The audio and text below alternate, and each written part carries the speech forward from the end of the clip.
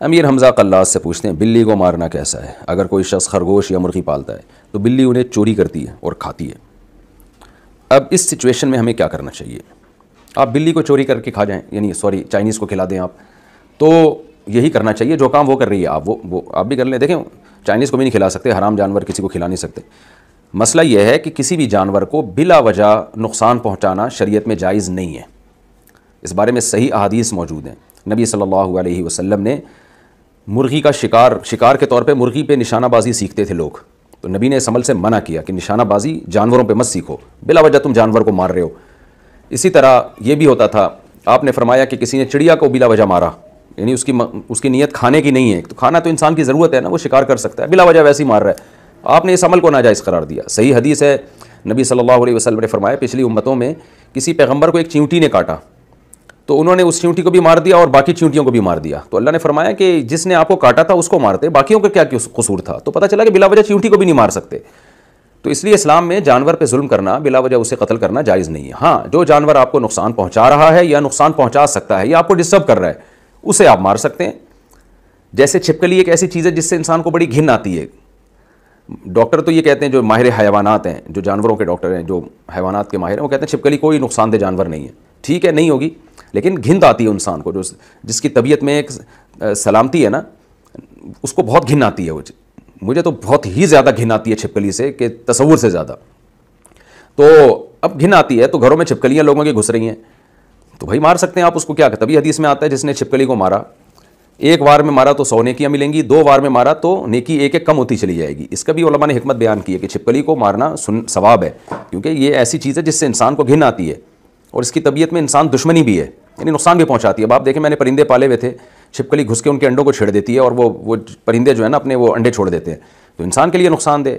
نبی صلی اللہ علیہ وسلم نے فرمایا ابراہیم علیہ السلام کے جب آگ میں ڈالا گیا تو چھپکلی پھونک مار رہی تھی، تو یہاں یہ حدیث اپنے ظاہر پہ نہیں ہے، کیونکہ اس طرح سے چھپکلیاں آگ بھڑکانے کے لیے پھونکے نہیں مارتی۔ اس حدیث کا کیا مفہوم ہے اس بحث میں ہمیں پڑھنے کی ضرورت نہیں ہے، صرف اس حدیث سے یہ بتانا مقصد ہے کہ چھپکلی انسان کی دوست نہیں ہے، انسان دشمن جانور ہے۔ تو اب ڈاکٹر جو کہتے ہیں اس میں کوئی زہر نہیں ہے، کاٹنے سے کوئی نقصان نہیں ہوتا، تو دشمنی کا مطلب یہ نہیں ہوتا کہ کاٹنے سے نقصان ہو، دشمنی کا مطلب یہ ہے کہ آپ کے کاموں میں رکاوٹ کا ذریعہ بنتی ہے وہ، تو آپ پرندے پالیں گے وہاں چھپکلی تنگ کرے گی آپ کو۔ اور دوسری بات ویسے ہی اس سے گھن آتی ہے، بعض دفعہ کچن میں چھپکلیاں چھت پہ ہوتی ہیں، ایسے واقعات ہوئے ہیں کہ وہ چھت سے گری اور دودھ کی دیگچی میں ڈائریکٹ اندر، پتہ ہی نہیں چلا گھر والوں کو اس کے اندر چھپکلی ہے، دودھ پکا کے پی گئے وہ، استغفر اللہ، بولتے ہوئے گھن آ رہی ہے۔ تو ایک ایسا جانور ہے جس سے گھن آتی ہے انسان کو، اور افسوس اس پر ہوتا ہے آج ہمارے مسلمان چھپکلیوں کے بزنس کر رہے ہیں۔ تو گورا تو بھائی اس کا تو کوئی دین و مذہب نہیں ہے، وہ جو چاہے کرے گا، آپ تو انسان کے بچے بنو یار۔ یہ والی نسل کی چھپکلی، فلانی نسل کی چھپکلی، میرے پاس فون آتے ہیں تاجروں کے، حضرت ایک اسپیشل نسل کی چھپکلی آئی ہے، میں اس کا بزنس کر رہا ہوں، بہت نایاب نسل ہے۔ اب تو کچھ اور کر لے یار، چوہے اور چھپکلی اور سانپ بچھو یہ کوئی انسانوں کے کام نہیں ہے۔ بچھو میں تو پھر بھی میڈیکلی اس کے زہر کے لیے پال سکتے ہیں آپ، کیونکہ اس کے زہر سے دوائیں بنتی ہیں، حکیم بھی بناتے ہیں، ڈاکٹر بھی بناتے ہیں۔ تو کوئی انسان کے فائدے کی چیز ہو، جیسے سانپ کا زہر کسی دوا میں ڈالنا ہے تو اس کے لیے سانپ پالے میں فارمنگ کی ہوئی ہے، وہ ایک ضرورت ہے۔ نارملی شوقیہ یہ چیزیں نہیں پال سکتے، شوقیہ آپ صرف حلال جانور پالیں۔ اور کتا جس نے پالا حدیث میں آتا ہے روزانہ 1 قرات اس کے اجر میں کم ہوگا، بلا وجہ کتا، ہاں شکاری کتا ٹھیک ہے۔ تو اب اس اصول کے تحت بلی کو قتل کرنا بھی جائز نہیں ہے۔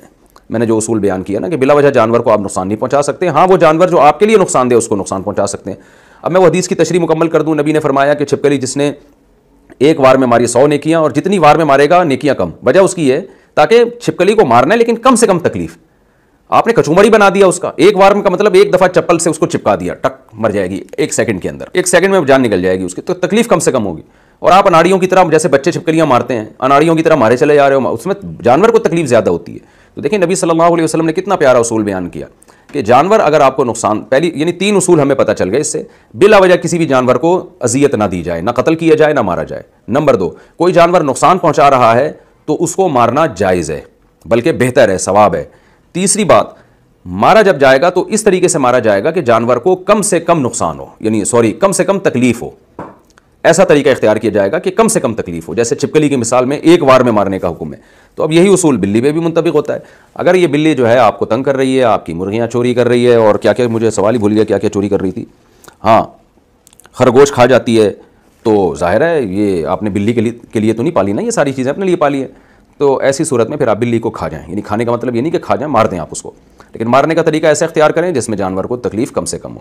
تو تو ایسا طریقہ اختیار کریں, اس کو قتل کر سکتے ہیں. کوئی چھرے والی گن بھی اگر سر پہ مار دی جائے نا, فوراً مر جاتی ہے بلی اس سے. تو یا یہ بھی پاسبل نہ ہو تو پہلی بات تو دور پھینک آئیں کہیں اس کو, گھر سے بہت زیادہ دور.